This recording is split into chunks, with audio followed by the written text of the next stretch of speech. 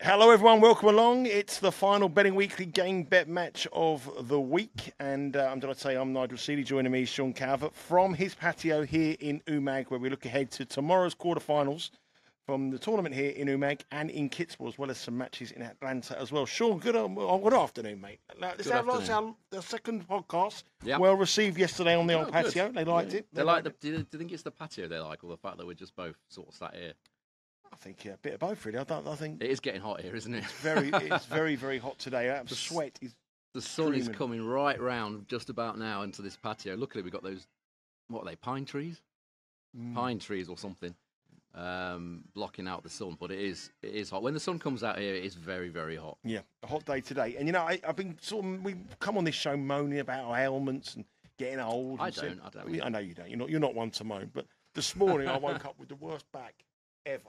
Maybe it was because you ran for that train yesterday. No, this is AI. Now, anyone who's seen that picture, it's not me. This is AI. This is artificial intelligence or whatever it's called. And the thing is that you can't be doing that now because people don't like it. I told you I wouldn't get that train. I'm not getting the train. Yeah, but you did get the train, so I did get the train in the end, unfortunately. But let me tell you one thing: it didn't stop. It went all the way into the town. It took me 20 minutes to walk back. You don't know public transport. You've got a ding for your stop. What? When you get on a bus, I know this is probably not something you know anything about. No. When you get on a bus, obviously it's going from A to B, and it stops, intermittently, doesn't it? But it doesn't stop unless someone goes ding on the button, which tells the driver that someone wants to get off at the next stop. That's kind of how public transport works. It's all new to me. I've never been on this train. I will be going on tomorrow. I've not been on it yet. I don't know if that works the same way. But generally, if you want to get off a bus or anything that you're on, you have to ding. Otherwise, the driver will be stopping at every single stop. Well, I was going to jump off. There was one stage where we went over a speed bump, and I thought I got a chance to jump off there. But I thought this could be comedy gold if I was nobody else getting off. No, not one person got off the bus. On the train. They went all the way to the old town, which is 20 minutes away from where I was. So I took that train reluctantly. I must admit. It wasn't reluctant. You ran for it. If you call that a run, that was a dad move round a car park. Whoever parked the car, it wasn't quick, but it was a run. No, but anyway, yeah, I went miles. I'm not having good trains. Last time I went on a train was in Germany, and I was going off to Eindhoven instead of going to from Dortmund to Eindhoven. You getting the wrong train.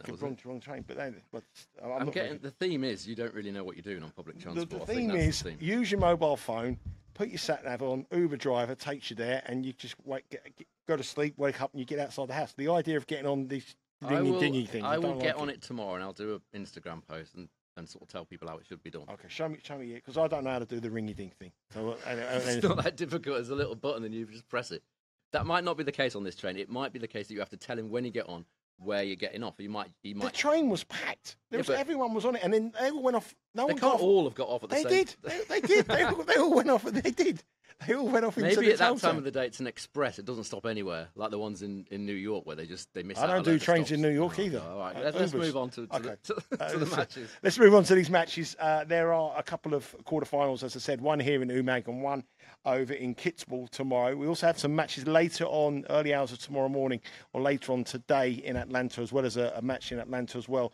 So there's not really much to get into at Umag, but the one thing we will say is that the conditions are very, very hot again, very, very humid. And tonight there's a lot of Italians in action. I think there's 6 matches today, 5 featuring Italians, and a lot of Italians doing very well. The quarterfinal tomorrow, though, doesn't feature an Italian. It features Andrey Rublev, who I just saw coming here. He saw me and he sort of went across. I thought he was a mate of yours.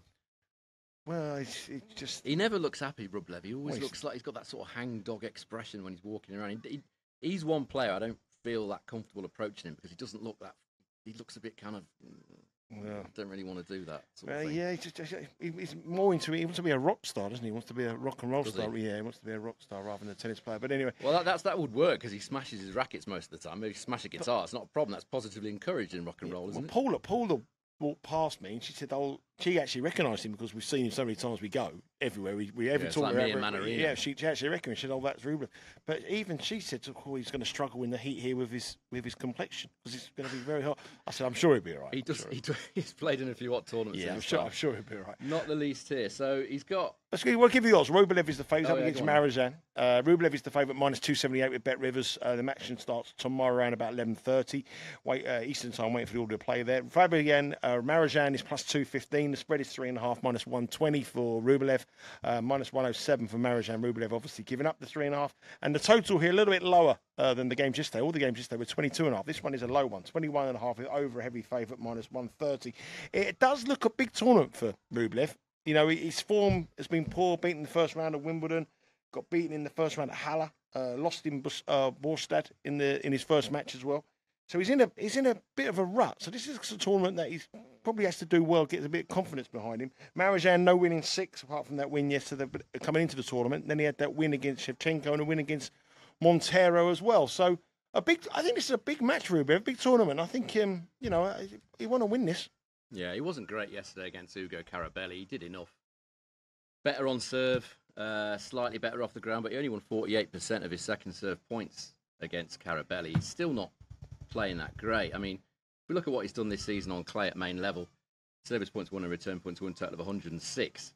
But since he won the Madrid title, he's on 103 on all surfaces, which is still okay, but it's not his sort of numbers. So you can see that his standard has dipped since winning that Madrid title. He probably the same problem as I did in Madrid because he was really sick, wasn't he? He went to hospital and you're still getting over that, aren't you? Yeah, 3 months. Still dodgy. But the problem is, if you're back in Marozsán, he's not been playing great either. I mean, he was lucky. Sorry, he wasn't lucky. He was very good, in fact, to beat Montero. He was a little bit fortunate. Shevchenko match, it wasn't great quality the first round.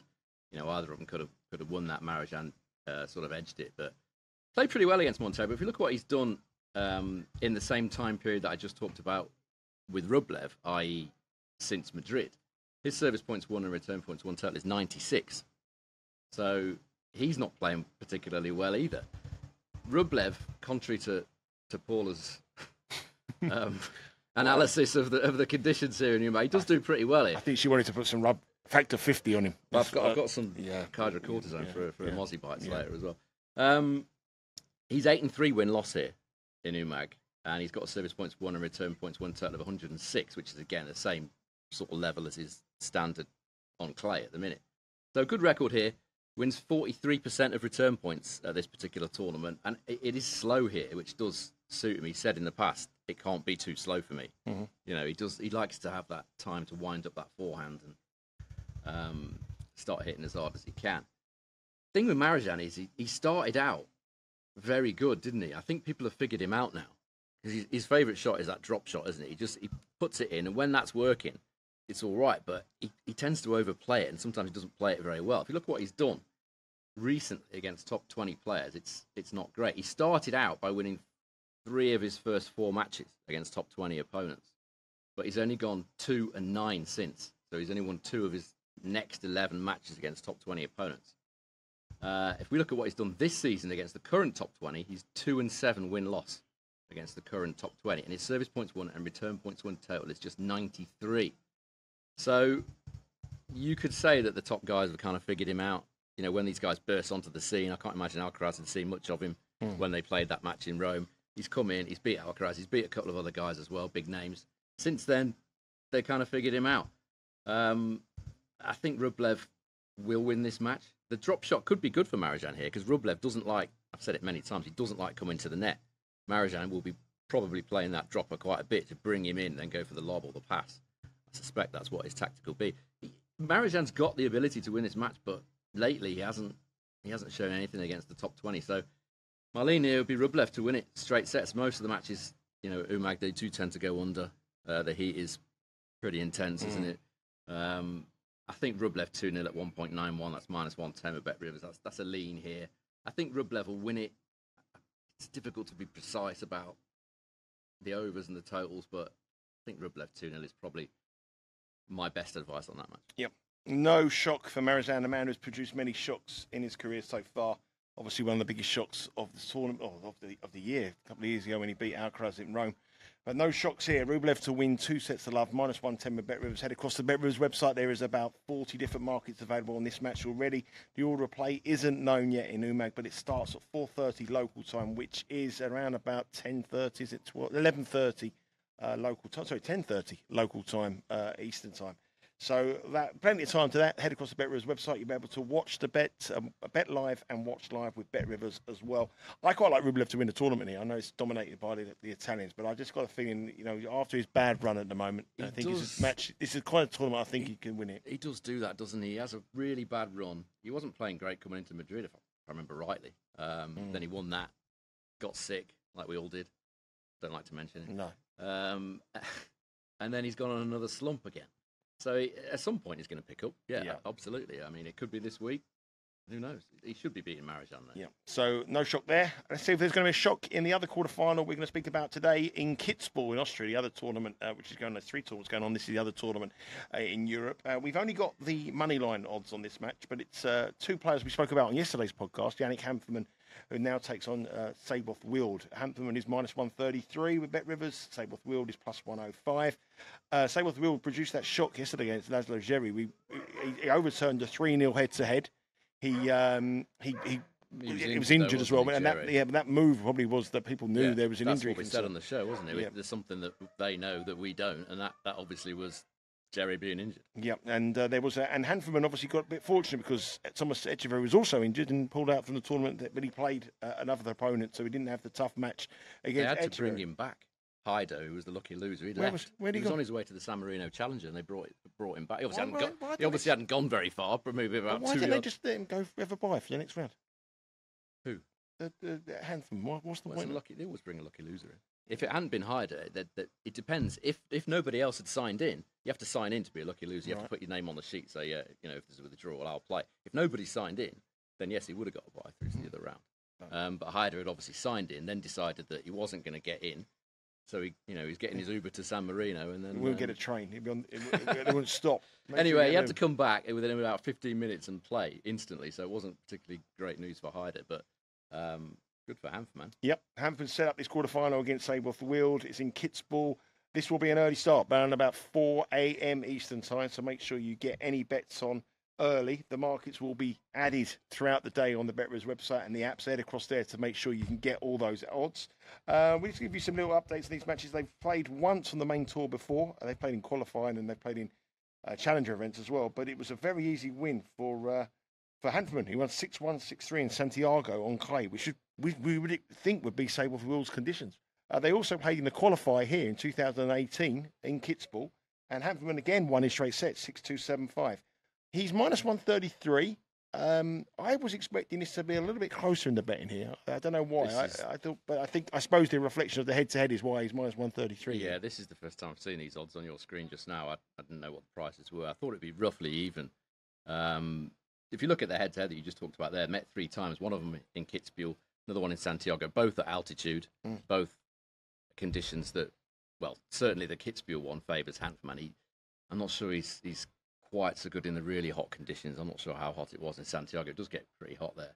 But he's dominated the head-to-head. The service points won and return points won totals of the 3 meetings that they've had, 109 to 91 in favour of Hanfmann. He beat Seyboth very easily when they played in Kitzbuhel. The thing with Seyboth Wild is he's not consistent. He was a little bit fortunate today. I mean, Djere won the first set, and then presumably his arm started playing up, and that's a worry for Djere because he had an elbow surgery, I think, at the start of the year. So that may be a reoccurrence. That may be a problem for him. But somebody knew about that, didn't they? Because we were seeing it, we couldn't understand it. There was such a dominant head-to-head, and the money was proven right. It made no sense on statistics or anything else other than, as I said, a potential injury. But Seyboth Wild, he's only won back-to-back matches 5 times in his last 23 tournaments. The 5th one is obviously here. He's won 2 matches here. He lacks that consistency. He'll play a good match, and you think with Seyboth, because he's so attractive on the eye, the style of play, that people like him, as you said yesterday, because he is very flashy. But the next time he turns up, he doesn't fancy it or he's not feeling it, then he's gone. He doesn't tend to win ugly very much. you know. So he's not won back-to-back matches hardly ever. So given the head-to-head, and the other factor I should mention here is the weather is really warming up in Kitzbühel. It's supposed to be, I think, 24 tomorrow, and then it goes as high as 28 on Friday. So those are the sort of conditions I like to bet in Kitzbühel. It's been a bit damp so far, but I think those are perfect conditions for Hanfmann. The kick serve that he loves at altitude, loves the court. You know, it's perfect for him. Not too hot, but great conditions at altitude. So I would take Hanfmann here. I'm not wild about that price. Maybe wait and get in play, but it's difficult to back Seyboth at plus 105 when he's this far behind on the head-to-head. I know one of them was a while ago, but Hanfmann's a tough guy to deal with in these conditions. I know we look at this odds here, and I was in total agreement with you. I thought this would probably be about 50-50 bet, and I'd probably bet Hanfmann if he was around about minus 110 or minus 105. But obviously, this is heavily weighted on that head-to-head, and it's a question that a lot of people ask us. A lot of people ask me and message me. You know, I know you. How much factor do you put into the head-to-heads on a game like this or any particular match? I mean, some people are really, really into that. I was massively into head-to-heads years ago. It kind of depends. I think you have to take it as it comes. Sometimes it's relevant, sometimes it isn't. If they're a long time ago, it's probably not relevant. Yeah. But if they're in the same conditions, you know, they've played in Kitzbühel, they've played in Santiago, both at altitude. Yeah, it was a little while ago, but even so, we know Hanfmann is tough to deal with. We know he plays well in Kitzbühel. We know he's overpowered Seyboth Wild in these exact conditions before. So this time, I think it's relevant. Yeah, minus 133, probably not the best price for us, but we do believe Yannick Hanfmann will book his place into the semi-finals in Kitzbühel, where it's warming up. Look for the total games there as well. Obviously, warmer conditions at altitude. You may be looking at higher games as well. The other thing as well with Hanfmann is that he's playing well and he's looking good, and he's got that really commanding head-to-head record. And perhaps look for him to win 2 sets to love, maybe, or on the handicap, the spread when the lines do come out with Bet Rivers. Seyboth does tend to go away a little bit too easily at times. So if he loses the first set against a guy who's, you know, he's struggled against, he may well decide, I've had enough, thanks. Now we move across to stateside, Atlanta. And these matches the first match we're going to talk about is actually tomorrow, so we've got plenty of time to get on this match. But the other two, because we haven't got much in the way of live odds at the moment for the matches that we're covering here, we've got to pick 2 matches in Atlanta which are being played later on today stateside, early hours of the morning if you are watching in Europe. So you want to be quick on a couple of these bets. So let's start with the one tomorrow, so you've got plenty of time in this one. It's Jordan Thompson up against Harold Mayot. Minus 162 Jordan Thompson, plus 130 for Mayot. The spread is 2.5. Jordan Thompson giving up 2.5 is plus 104. Mayot giving up. Getting confused. Mayot giving up. Start again here. Right, Thompson, he's giving up 2.5. He's plus 104. Mayot receiving 2.5 is minus 132, and the total is a very high 23.5. Now, this is a tournament we haven't spoken about as much, Sean. We've not been able to. What are the conditions like here? Is it hot? Is it very hot, very humid? We talked about the conditions. It's quick. I can sort of briefly go through them again if you want. Yeah. Hint of altitude, 285 meters. It does average 84% holes and 76% first serve points won. 46% of the matches feature a tiebreak. And relevant to what I'm about to say, set 1 over 10.5 games. 38% of the matches here have gone over 10.5 in the opening set, which equates to odds of about 2.63. Which is relevant to what I'm about to say. But the weather, around about 28, sort of most of the week, but a lot of thunderstorms, very high humidity. A lot of players had issues with it. Yesterday, Vukic and Bellucci both had problems in the same match. Bellucci had a medical timeout when he was miles behind. Came back, ended up getting the retirement out of Vukic, who couldn't handle the conditions. And he's a former finalist in Atlanta, is Vukic. And Koric was another one. Struggle because it's just very, very. It's always boiling, and it's downtown Atlanta. It's hot. It's kind of smoggy. It's humid. Conditions are quick. It's kind of survival of the fittest time over there. But the matches that we're going to talk about, certainly 2 of them anyway, have got a relevant as far as set 1 overs are concerned. First one being Thompson against Mayot. Now, an interesting stat here is that every single match that Thompson's played in Atlanta has been a set 1 tiebreak. 4-6. Oh. That's a good stat. I like that. Immediately you're thinking, okay, that I'm interested in the set 1 overs. He wins 77% of his first serve points here and only 33% of return points. So it's a classic style that I look for in terms of overs, tiebreaks, set 1 overs. Wins a lot of first serve points, doesn't do much on return. Hence, he's played 6 tiebreaks out of 6 in set 1. Mayot's pretty decent on. He's got quite an underrated serve, Mayot. Actually, he won 80% of his first serve points against Coric yesterday.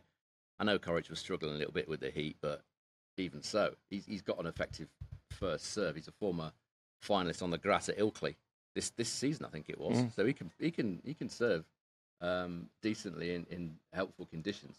We haven't seen that many tie breaks in Atlanta yet, but I think a lot of that is due to the players just kind of struggling in the heat, dropping a serve or just losing concentration, and then the second set that they're done. There's been too many 6-3s and 6-4s, but they're coming. I strongly think they're going to be coming. But over 10.5 here is plus 190 with Bet Rivers. Over 10.5 games in set one. That's a bigger price than the 38% average. Yeah. So if you're getting bigger, and there's some evidence to suggest that these guys are likely to play tiebreaks. In Thompson's case, every single one he's played here has featured a tiebreak in the first set. So, yeah, let's take that. Plus 190, over 10.5 in set one. I like that. What's the tiebreak? My tiebreak must be around about plus 275, something like that. Yeah, probably. I didn't look at that. I kind of, as soon as I'd seen the plus 190, I was sold. Yeah, that is a big price. Tournament average plus 162, and player in Jordan Thompson every single set. First set of tiebreak in his 6 matches here. Great stat there. If you look at his form, though, it's his first match since Wimbledon. He hasn't he had a back issue, but I mean, who hasn't got issues at the minute? With that, me, the players. Oh, sorry. I'm putting my back out doing like the most mundane stuff. I'm making the bed, back goes. Pulling my shorts on today, back goes. Not doing anything. That's his age. It's like. It could be that. If people say to me now, how did you do your back? I'm not saying that. What happened to Federer? The only injury he got was he bathing his kid or something? It's very similar. Well, it's amazing that you sort of compared me and Roger Federer in the same sentence and have back injuries. But I think I'm going to tell people now, if anyone says to me, "Oh, you got a bad back," how are you not going to say, "Oh, I've done it rock climbing"? I done it. No one's going to believe you. What's that thing all they do out there when they're on the board and stand up paddleboard? That's what I'm going to say. I've done it. I'm not going to say I put my back in Leon C. Yeah, but I can't do it anywhere. But I'm just going to say, if anyone asks me how you done, why are you walking funny your back? I say, I was rock climbing and I've done my back. I'm not going to say I'm making the bed. I'll inform them that it was just for running for a child's train in Umag. But anyway, plus 190, over 10.5 in set one. That's where we're going. It was probably put out the 25-minute walk back from where the train dropped me off. Ding-a-ding. I'm not doing ding-a-ding. You better get used to walking then. Thompson, Mayot definitely over 10.5 games, plus 190. We like that price. Head across to Bet Rivers. There'll be a whole host of markets, all the different prop bets available on there, and there'll be more added. That match is tomorrow, so you've got plenty of time to get that price on. If that plus 190 goes, Sean, would you take it down to anything around about plus 175? Yeah. That'd be covered. Yeah. Okay, so that's the one we're going to go for over 10.5 games. The next match we're going to speak about is another one that could potentially be interesting for games and tiebreaks. It's Aslan Karatsev against Frances Tiafoe.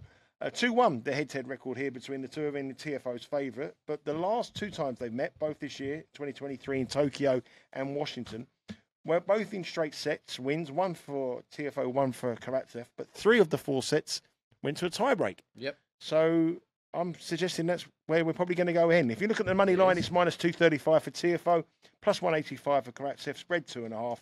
Minus 110, Karatsev receiving 2.5, minus 125 for Tiafoe, giving up the 2.5, and the total back to that consistent line of 22.5 with over minus 124, under minus 103. So, are we going over 10.5 here as well? Yeah, we are. I mean, the head-to-head on hard is kind of overwhelming in terms of the bet that we're taking here.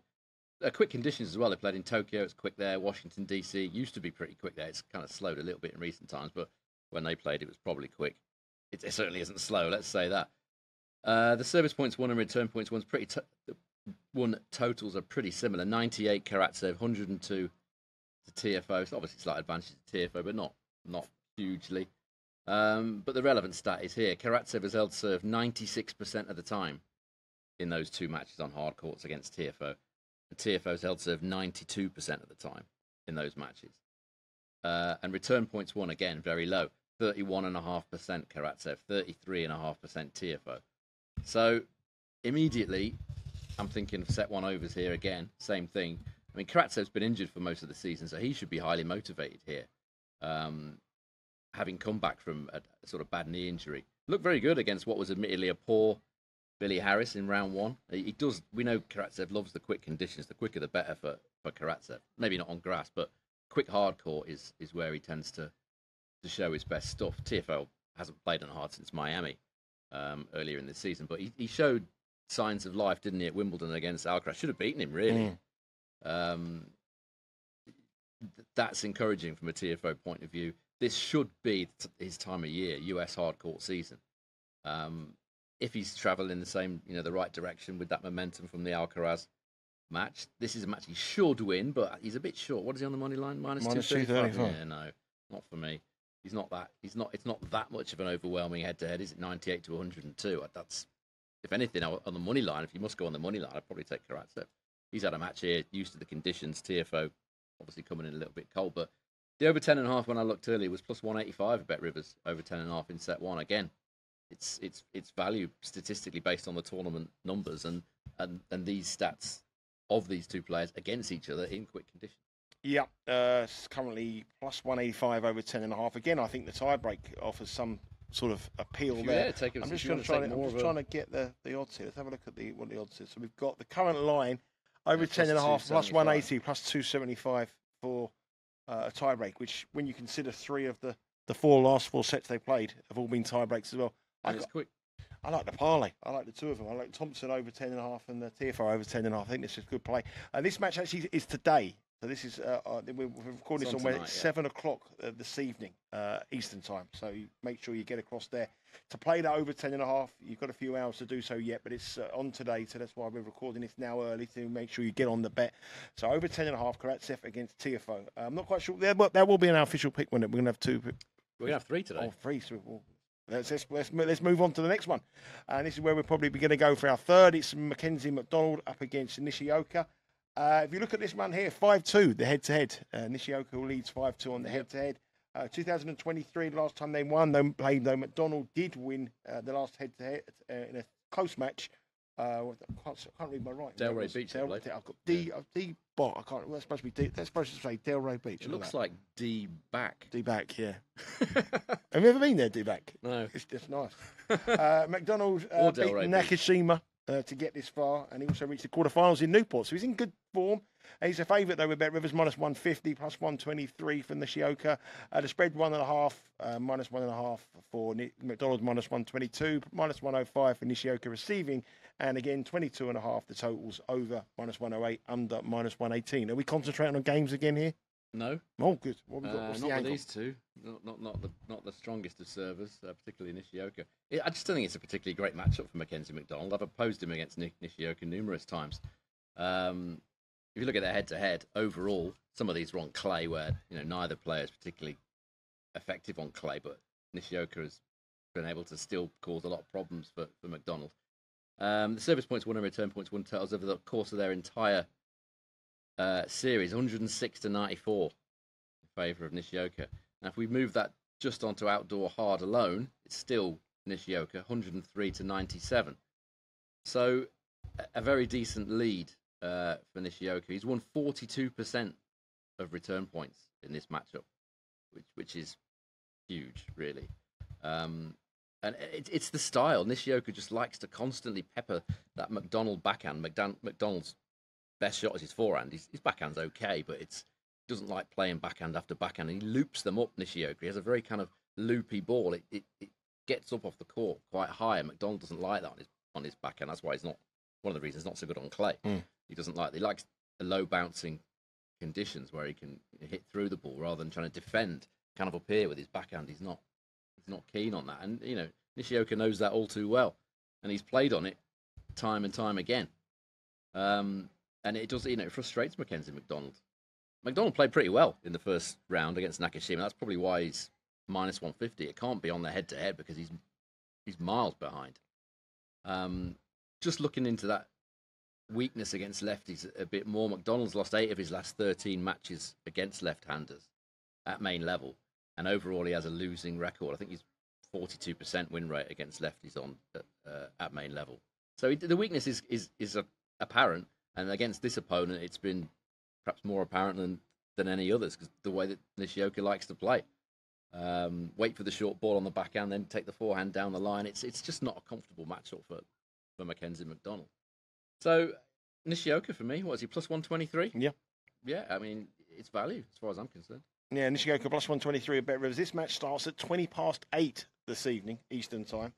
So again, when this drops, you've got a few hours to head across and make sure you get these matches, these bets on. Currently plus 708 units in profit on Game Bet Match. Obviously helped largely with our outright pick last week on Artel Feast winning the tournament at 18-1. Plenty more tennis action to come. There's no soccer at the moment. The European Championship's over. Copa America is over. Got to wait for the soccer to return for the European League. So it's tennis all the way for the next month or so. This is our last podcast. I've enjoyed coming down here. Yeah, it's quite fun. I quite enjoyed it.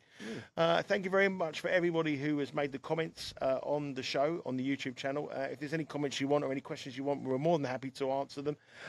You can follow us on download our podcast, Betting Weekly Game Bet Match, on your preferred podcast provider. You can also subscribe to our YouTube channel, Betting Weekly Studios, for all the content here. 3 times a week, we're giving you the best bets on the ATP Tour. And obviously follow us on Instagram and socials at Because We Win. Sean, you'll be heading to the tennis this evening? I'm going in about 20 minutes, yeah. Who are you looking for? Sarundelo's on first. Oh, your mate? Yeah, well, Lagan's mate. Yeah, his mate. Yeah, so... Another one of Lagan's mates. Yeah, I know. It's anyway, and I'll be there tomorrow for quarter-final day here. Keep across all the content, live in-play action as well. The in-play picks haven't been that great, though, have they? No, they haven't. I'm not doing very well on in-play at the minute, unfortunately. No. I did cause a rod from my own back by using a Fognini match. That probably wasn't the greatest idea in the world, but yeah, I prefer a pre-match, I must admit. But we'll see. If I see anything today, then I'll point it out. Before we head across, we've been to many venues in the last couple of years. Very lucky with Bet Rivers to be able to let us go to a lot of these venues and do these podcasts and do these comments. Well, how do you rate this one? Up there with the best ones? Yeah, definitely. The only negative I can think is the mozzies. Yeah, it is pretty much mozzie heaven here, which is not great for anyone. It doesn't bother you. You never get bitten by it. I don't think they like Stella. I don't think is that what it is? The smell so of I lager, stale lager. Alcohol. Drink plenty of Stella, and I promise you, the mosquitoes won't go in here. I'm not sure that works. I've been to these hot places before and had drinks. And I've never had a mosquito. It's to do with like the blood type and the skin and the general kind of aroma. They either like you or they don't. Well, they like Paul. They like me. They don't like you. Natasha and Lagan are generally okay. Because I think that's because they've had their fill with me. They just drink their fill and then that's it. They're done. Then leave them alone. Well, I tell you, I think this is a spectacular venue. If you ever get an opportunity to come here, it's relatively cheap. I had 11 drinks last night in a bar. 11 drinks last night in a bar in my local, €31. 11 drinks. The guy just miscounted. That can't be right. It's €11, 31 drinks. You're going to the posh bars. Do that one down there. And see but you're in the tourist trap here, not where I am. It's like nice. It's like, different. You're not away with the locals. I'm blending in with the local Croatians. I find that very hot. I'm blending in with the local Croatians. But I tell you what, it went from number 2 or number 3 to number 1 when the official beer sponsor was Stella yesterday. Is it the official beer sponsor? Yeah. I have noticed a lot of Stella around the place, yeah. Fantastic. And it's called Stella. No, Stella. Yeah, I don't think it's to do with the beer. I know, but what a place. It's great. Stella. It's perfect for you, isn't it? It's perfect for anybody, I would say, that doesn't get bitten by mosquitoes. Yeah. If you can take precautions, as I have, but you still get bitten. Always take precautions, kids. You never know what's going to happen. You need to. Anyway, that's it for the week here in Croatia, in Umag. Thank you very much for watching. Thank you very much for all your comments, as I said. Next stop is the Olympic Games, and we'll be back on Sunday recording. I'm gonna have a problem Sunday because we're not doing the Olympics, are we? I think that starts on Saturday. Does it start Saturday? Yeah. Oh, we'll do Sunday. We'll do Washington DC. Washington. Yeah. We'll do it. But I'm going to have a problem Sunday because my internet connection in the thing is not very good. So we'll have to just come to any of the bars here. That place has got decent internet. No, I don't need any excuses to go to any of the bars here. Anyway, that's been it for the week. I hope you've enjoyed the shows. Thank you very much for watching. Thanks very much for your comments. Good luck with the bets today, Sean. Enjoy the tennis today and follow us on our Instagram account at Because We Win. Sean will be there throughout the day today, and I'll be there tomorrow for quarter-final day here in Umag. Good luck. Take care. See you later.